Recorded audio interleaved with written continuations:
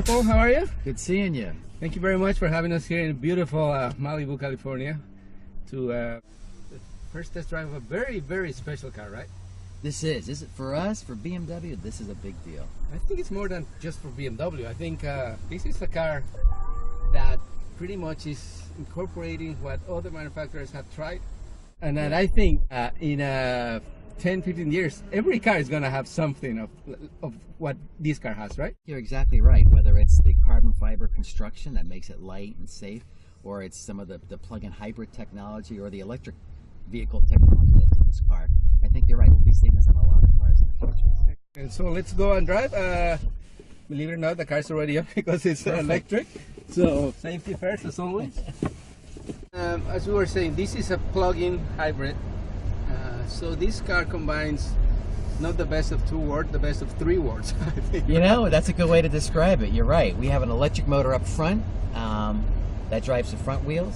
We have a three-cylinder gas engine transversely mounted in the rear, driving the rear wheels. There's a little motor generator on that engine as well.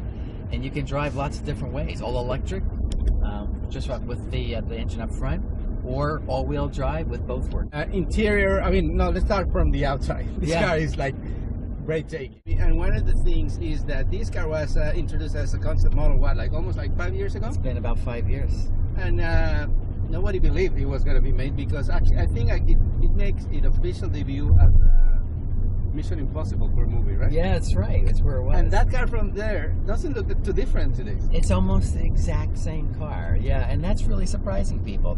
It's concept car design in terms of the exterior, and it's actually concept car sort of technology underneath the skin as well. And we've brought it into real life. Yeah, that's something that most manufacturers can't do anymore, I think, because they put a lot of money maybe into a concept car that it's pretty much impossible to make. Yeah, this is the opposite of that. That's right. No, and you know what? And it looks just right out here in California. So tell us a little bit about the cues, the design cues from the exterior, because they're very particular to the BMW i brand. Yeah. Well, there's a lot of clues. First, what we did, we're taking this electric car market and the plug-in hybrid market very seriously, and we've created a new sub-brand, and it's called the BMW i brand, and it's like the BMW M brand, sort of a sub-brand of very high-performance cars. This is a sub-brand where we're going to have a family of very efficient, clean, yet fun-to-drive cars. And what we wanted is there's certain design elements, design keys that would be featured on all of these BMW i cars that let people know as that car drives by, A, it's a BMW, and also it's a BMW i. One of the cues, for example, is that this car is very aerodynamic. One of the things that are really, really cool, it's like the spoiler, I guess, that you call it, that goes in the back on the sides of the car. Yeah. And it gives an opening, and that's very unique. It is, and that's, and it's not just there to look good. That wing, although it's a very contemporary version of an old type of wing that you might see in the back of a car, it's really managing the airflow. It's trying to minimize lift, create a little downforce, yet do so at very low drag. And it looks futuristic, but it's very, very functional. And that's part of the dynamic efficient technology or mantra from BMW, right? You know, if you want to make a car efficient, there's lots of things you need to do. One of those things, you've got to make it very aerodynamic. So there's a lot of functions, there's a lot of elements of this exterior design that are really all about making it slip through the air as easily as possible. The construction of the car, carbon fiber from the very beginning, almost everywhere. Yeah, batteries are heavy. There's about 220 pounds or 100 kilograms worth of batteries in this car. And what we wanted to do it's a BMW, it's got to be fun to drive. So we had to save weight elsewhere in the car to make up for the weight that the batteries take. So we've made the car out of carbon fiber. It's very strong, it's very rigid body, yet it's very lightweight. And also, there are other materials, like the exterior panels are actually plastic, they're not metal. Yeah, the four fenders are made out of a thermoplastic material. It's like what you see on front bumpers, so it takes a little bit of a deformation without being damaged. The side panels on the doors are made out of, there's aluminum skin, and the hood's an aluminum skin. And we have recycled carbon fiber on the roof, the exterior roof panel. Recycled carbon fiber, that's something that you have never heard before. I know, I guess. You're right. What happens in the manufacturing process of the body shell, as we trim the components, components, there's shreds, there's leftover carbon fiber. So what we do is we put it through a process that allows us to make a roof panel out of it. And weight up here is important because it's above the center of gravity. Yeah. And the more weight we save up here, the better the car's dynamics. Yeah. I'm talking about the driving, the dynamics of the car. So you start the car in a electric mode? When you get in the car, you don't have to, you can just drive this like a regular car. You start it up, and actually the car will pick really the best driving mode automatically. If the battery's fully charged, you may take off electrically. If the battery's not charged, if it's depleted, then the engine will start up and you'll go using the engine power. And while you're driving, the engine will charge the batteries. Or when you brake, the brake energy is collected and used. Power just goes through a generator and charges the batteries. So what does that do to people, the traditionalist people who really want to control the car anymore? Is that possible with this car? It still is. I mean, we have 3 different modes to choose from. You can choose an e-drive, which is all electric drive, and as long as you've got battery power, you can drive electrically. You can try the normal mode, the comfort mode, and it'll use a blend of either gasoline powered from the engine or electric power.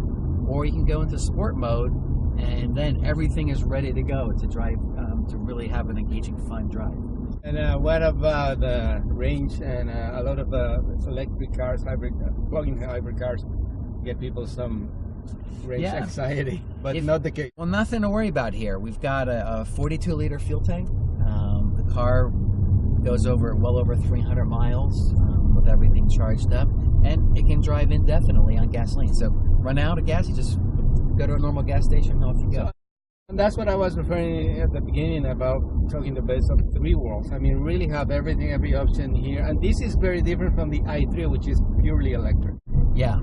Now the i3, it comes 2 ways. The i3 is there's a battery version, purely electric, and then there's another version with has a range extender, so that if you were to run out of battery power, the little motorcycle engine in the back starts up and charges the battery. So, but this is different. This is a hybrid, a plug-in hybrid. So if you plug it in at home, you charge it up, you can do 20, 22 miles, all electric. Okay, to ask you something. How do you make, it has a 3-cylinder engine back there, right? It does, yeah. How do you make that sound? That is great. Amazing. Well, like most manufacturers, there's a lot of things we do to create a pleasant sound. And you know what? Sound's important when you're driving. It is actually the sound. I'm not sorry for interruption, but it's very important because in electric cars, you say, it's electric, it's fast, but I have to fill it with my 5 senses. And you're right. And when you're driving enthusiastically, it's like an audible tachometer. It's telling you what the engine, you know, if the engine, how fast it's going, you know how hard it's working. And that's all important to making driving fun. This car, as we said before, was presented first 5 years ago in the midst of a very bad economic crisis everywhere in the world. And now BMW has committed to do this, and it's amazing. So this tells you how much you can do, I guess. And I guess we were saying also, like, the future is like endless. We don't really know what's going to be in 5 years. There's going to be some of these, but this car is going to change pretty much everything. Well, a lot of the technology that you see in this car will become more available in other cars, in cars at lower prices. So this is a really exciting platform for us to feature this technology. And then as things become more, as the technology matures and it becomes more affordable, you will see it in a lot of other cars. So the new BMW i8 here in California. And you mentioned price. What are we talking about here? About $136,000. There's not a lot of options on there, so this car, basically, as we see it today, very well equipped for $136,000. And with all of that, really, I mean, there's other plug-in hybrids, high-performance plug-in hybrids that are like 5 times the price. There are. There are some others that might have some kind of a technology, but they're not as nice looking, and all this technology with the carbon fiber. So, do you guys really see any competitors for this car? We don't really feel we have a direct competitor. So we're pushing the technology farther than it's been pushed before, and like in a lot of ways, we're pushing the design, and really no one is doing anything just like this. So BMW is going to be 100 years in 2 years, right? Correct. It's 98 now, and you mentioned this morning that you consider this car to be one, and if not, the most significant car in the company's history. That's a lot to say. It is. Well, you know, because we're very much a forward-thinking company, and we're looking at the next 100 years, and we're taking electric cars seriously. I think we have to be more careful with how we use fuel and global warming, and how we build cars and use cars. And this allows you to have all of the fun that you want to have in a car, yet you can do it feeling good you're doing your part to really minimize its impact on the environment. Excellent. Well, you said you're going to look forward for the next 100 years. Let's look forward for the next 100 miles today. Okay? Thank you very much, Paul. Thank you very much.